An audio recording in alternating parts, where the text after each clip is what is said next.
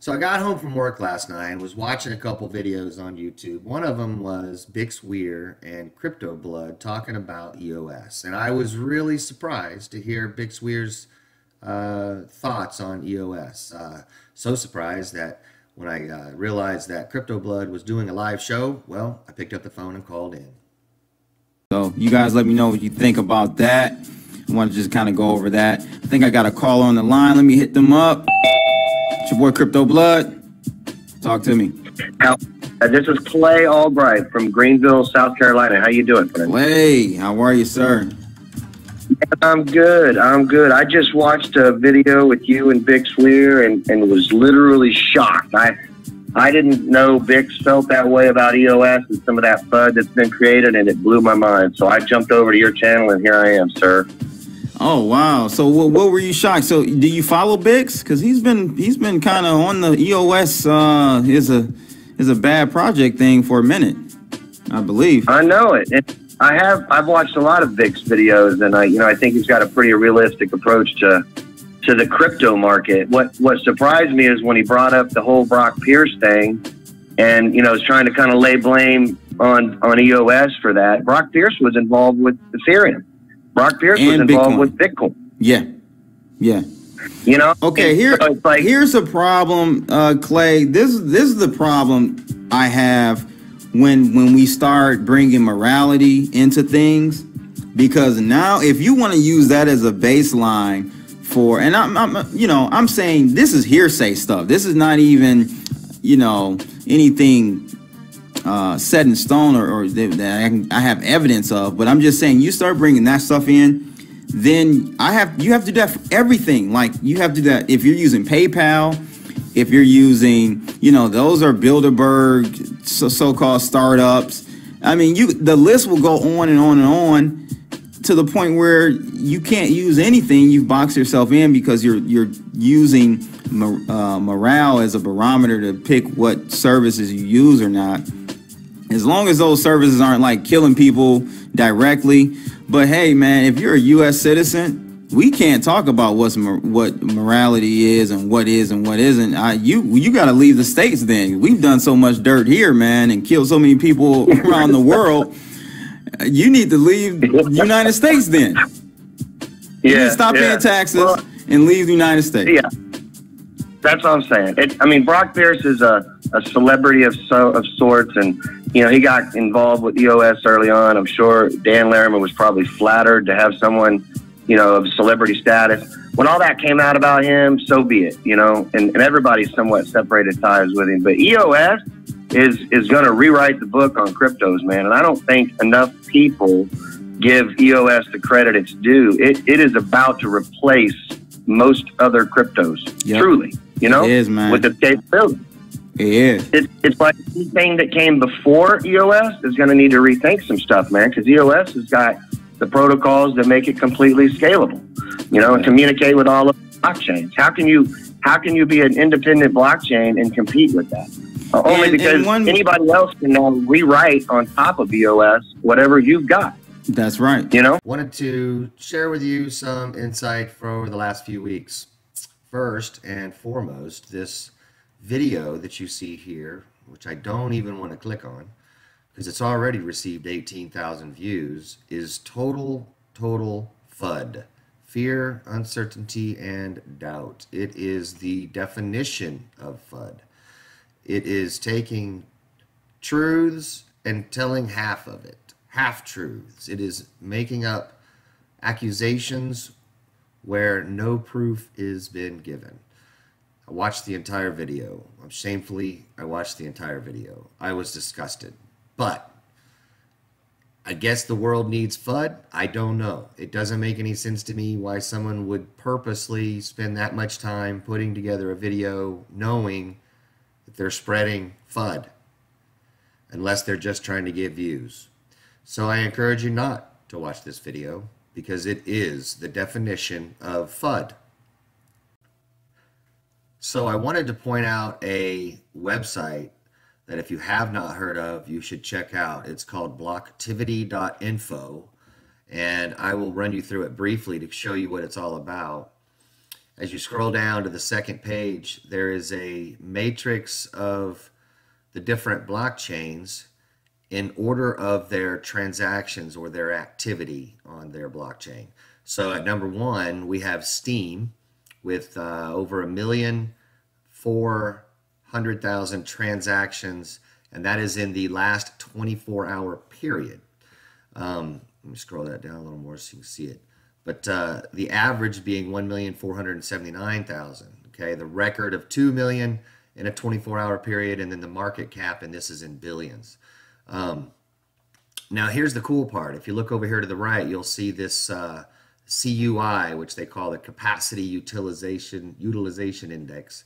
It's the ratio of the blockchain daily activity to total blockchain capacity. More about it below. Okay, so what this means is if the dial, you see how it's green, yellow, orange, red, and the dial is at green, it means that Steam is doing 1,400,000 transactions in a 24-hour period, and they're not even using any of their capacity. They're basically down on all the way on the left. Same with BitShares in the number 2 position, doing over 1 million transactions in a 24-hour period. Their dial is all the way to the left. Now what you'll notice is at number 3 is Ethereum, and you'll see they're doing 767,000 transactions in a 24-hour period, and they're at half capacity. Okay, so if they actually reached Steam's capacity right now of 1,400,000 transactions, I'm assuming that this would be pegged all the way to the right. And I have seen it pegged all the way to the right many times when Ethereum gets overloaded. Same with number 4, Bitcoin, who's merely doing 198 or just under 200,000 transactions in a 24-hour period. And it is, you'll see here, it's a quarter of the way being used now. So just to give you kind of an idea, if you take the amount of transactions in a 24-hour period, just as an average, so I had just did this a second ago, you take 194, well, first of all, you have 24 hours in a day times 60 minutes is 1,444 or 40 minutes. Take that times the same, 60 seconds in a minute for 86,400 seconds in a 24-hour day.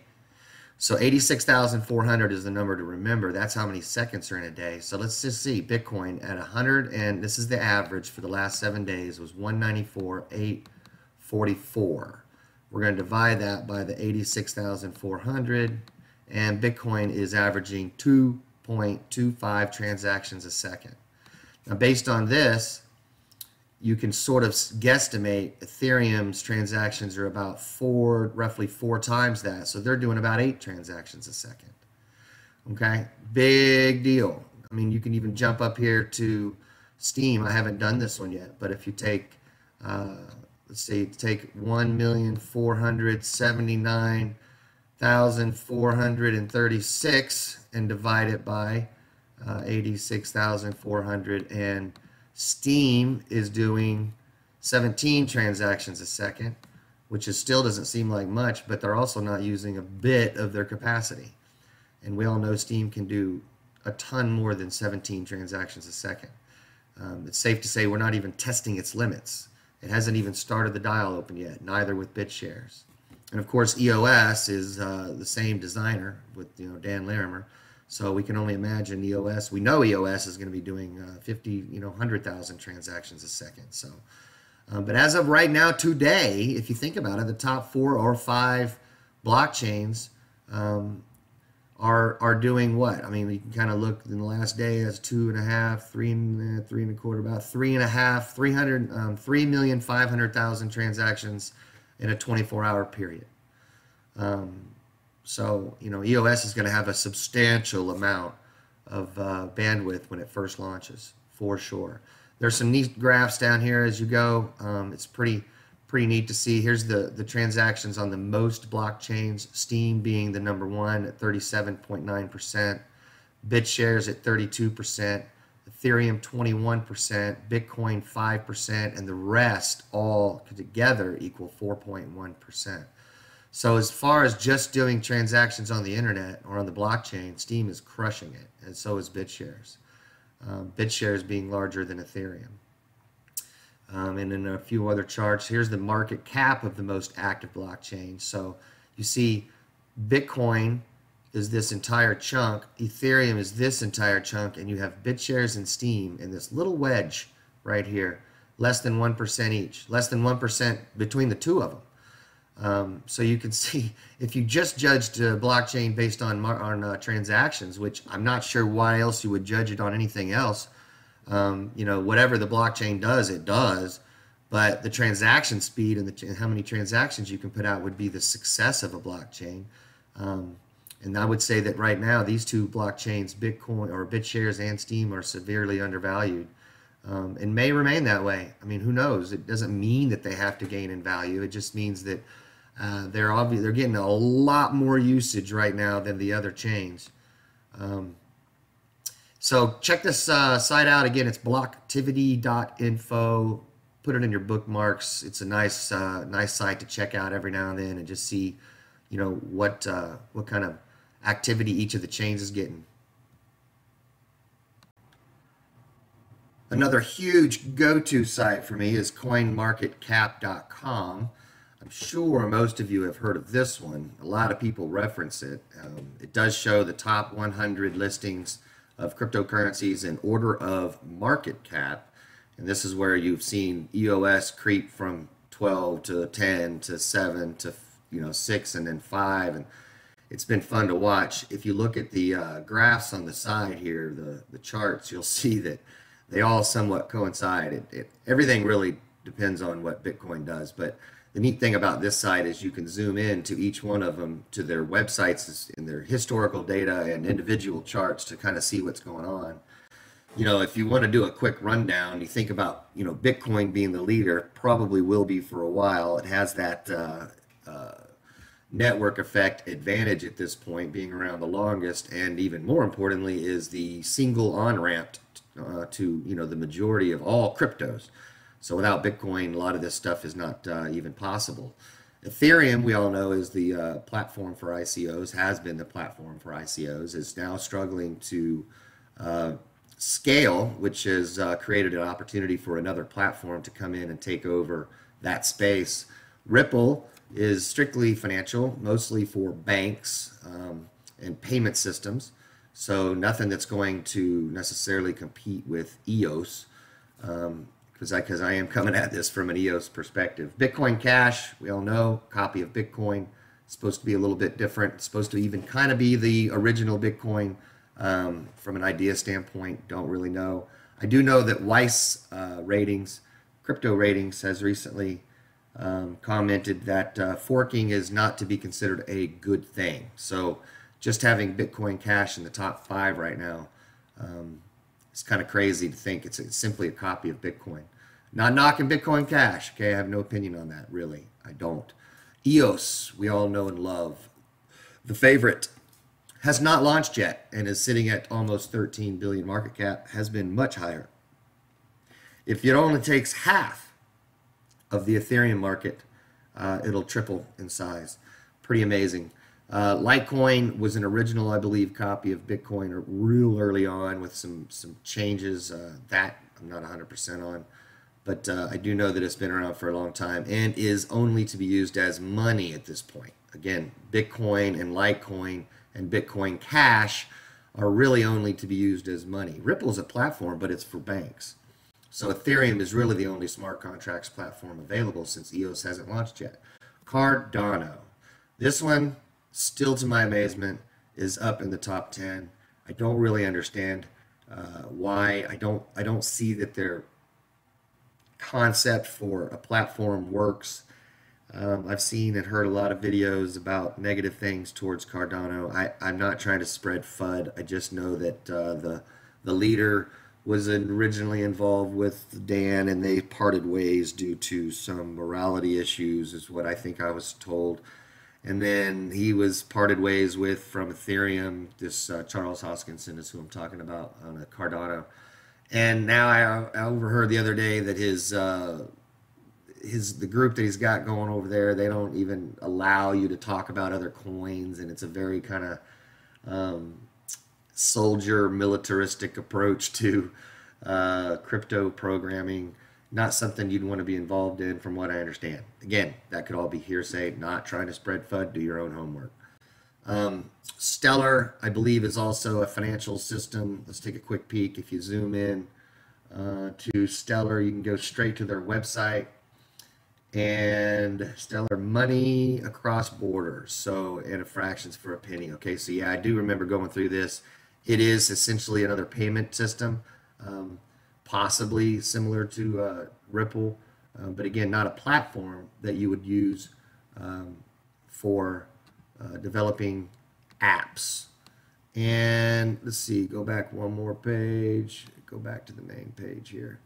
And then IOTA, which is designed for, machines to be, it's the Internet of Things. So it's more so designed for machines to communicate back and forth on their blockchain. I don't have a lot of opinion on IOTA. I don't know much about IOTA. I just know that with the technology already being out there and what EOS brings to the table being so new and revolutionary, either IOTA is going to need to, rewrite a few things to compete with EOS, or EOS is going to produce a competition or a competitor to IOTA. Tron, again, not hugely aware of what's going on with Tron. I just know that the technology is already out, and EOS brings a new level to the game. So, again, no opinion either way on those. Just kind of giving you a heads up. You can see where the top 10 are. Tron's a platform, IOTA is a platform, Stellar is financials, Cardano is a platform, Litecoin is financials, EOS is a platform, Bitcoin Cash is financial, Ripple's financial, and Ethereum is a platform, Bitcoin's financial. So EOS has got some huge room here to grow when it can essentially do everything these guys can do and then some. So anyway, CoinMarketCap, great site to go to. If you guys don't have it on your bookmarks, check it out often because it's neat to watch these market caps grow. At the top of the page, you'll see the total market cap, $409 billion. And this is where I've always taken the EOS market cap of 900 million, excuse me. Let's just do that real quick. EOS market cap, which is 12,900 million, 12,900 million, and divide that by the total market cap, which is 409 billion, 409 000000000, and that equals 0.031%. So right now, EOS is at a little over 3% of the overall market, which is up from, weeks ago, it was always around 1.5 to 2%. So it is growing inside of the market. Pretty awesome. Neat website to go to. Check it out. Another website that I really like is EOS Index, eosindex.io. This website shows you the different projects that are being currently built on EOS, and it does it in different categories, or you can just simply scroll down. What I like about it is that this website is it categorizes the different apps into these categories up here. So if you wanted to see new sites that are coming out on EOS related to healthcare, wow, there's several already. You can look at the different projects, you can zoom into them and go to their website, check them out, see what they're doing. But these are all current healthcare projects that are being launched on the EOS platform come June. Same with finance. If you click on finance, you'll see several apps that are financially related that are currently in development on EOS. It's quite stunning. EOS Index, fantastic website to go to. Want to give you a quick heads up if you are interested in trading cryptos. This Coinigy I belonged to for well over 2 years, used it daily, was quite addicted to it. Coinigy is a trading platform that lets you, through the APIs, connect to each exchange and do all your trading from one place. It was absolutely amazing. It's great technology. Unfortunately, I'm no longer a member, but it's because I suck at trading and decided that I was better off holding. So with that being said, if you are interested in doing crypto trading, this is a fantastic way to do it because it just makes think about, you do your buys and sells on the same system regardless of what platform you're on. It's simply fast, efficient, and it makes your life way easier than trying to track coins on multiple websites or multiple exchanges. So just a heads up, Coinigy is for real. It is a membership. I don't remember how much it is. I think it's like 15 or 20 bucks a month. I'm sure you can get that down if you buy in lump sum. But if you are trading, that is a drop in the bucket to what you can make if you have the correct trading personality, where you can buy low and sell high, and that is much easier said than done. Coinigy, people, try it. I wouldn't be a true EOS Dan Larimer fan if I wasn't on Steemit. If you guys have not signed up for Steemit, you really, really should. It's probably one of the coolest blockchain experiences I've had. It's real time, updated, it's fast, it's efficient, it works, and it pays. I have not near the following on Steemit that I do on YouTube, although Steemit is not near the size of YouTube. But I do get paid on some of the articles that I've done. If you look back on a few of them, I want to say one of my biggest articles was here's one: EOS, the reset button for cryptos. I made 21 bucks on that. You know, basically, I had a whale come in and say he liked my video and gave me a vote that was worth 20 bucks. I'm basically saying so. Steemit's pretty cool. You know, it does have a little bit of an issue with its current spread of distribution of its tokens. Seems like there's kind of a buddy system going on inside of Steemit where not everybody is getting paid the way they probably should. However, that's going to happen in some cases. But one thing that is neat about Steemit, if you aren't involved in it, is it's heavy on the crypto communication. You got to imagine a lot of the people that jumped in knew of crypto. That's how they found out about Steemit. So if you want to keep up to date with Bitcoin, Ethereum, you know, all the different cryptos and some of the drama that goes on around the cryptos, this is a great place to be. You can set your likes and, you know, for your different what am I trying to say? You do follow other people, and so when they put out new material, it comes to you and all that good stuff. It was basically designed for writing articles, not necessarily for video. But what's cool is since Steemit has come out, other platforms on top of the Steem blockchain have been developed also, one being DTube, or decentralized YouTube, which I might as well show you that now. And I'm already logged into DTube because I'm still on the same blockchain. So once you're logged in, you're logged in. There's another site that's also developed on the Steem chain that you can access as well. I think they're all media related or social media related. But Steemit or DTube is on the Steem blockchain. So when you launch a video and you upload it to DTube, it automatically posts on the Steemit blockchain for you. So so this is the Steemit blockchain. Pretty cool. Check it out. And last but not least, if you have not checked out my video called Bitcoin, Why All the Bouncing, please do. Here's a short excerpt from this video that I did back in March before several of you had subscribed, and gives you a little bit of idea if you are a trader, what to expect when you have big moves in the market. The Fibonacci ratios tell you that no matter what large movement takes place, you can always expect it to return half of that value. A lot of times more. So when Bitcoin jumped from 1,000 to 20,000, it left a massive gap, okay? Massive gap. And even though it's a long period of time, it had to correct back.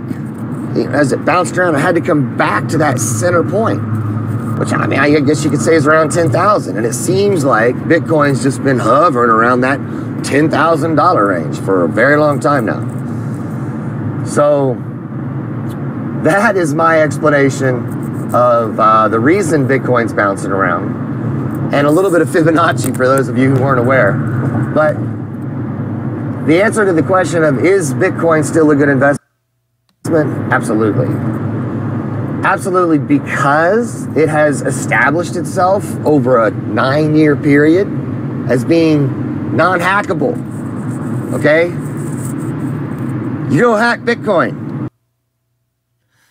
Man, I hope you guys have enjoyed this video. It was more me trying to reach out a little bit, give you guys some insight as to what things I'm looking at on a daily basis, and we can all be on the same page. Hope you enjoyed the video. We'll talk to you soon.